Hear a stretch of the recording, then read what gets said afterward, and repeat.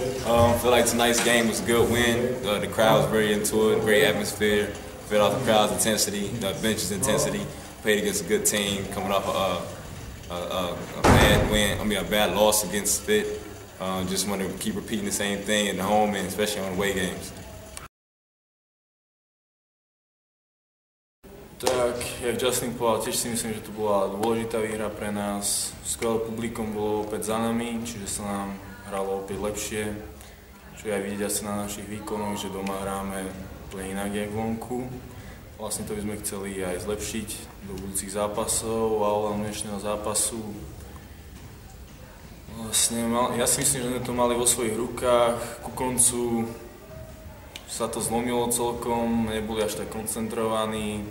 Padli nám nejaké strely, dôležité koše a sa to otočilo ku nám a sme si to podržali až do konca.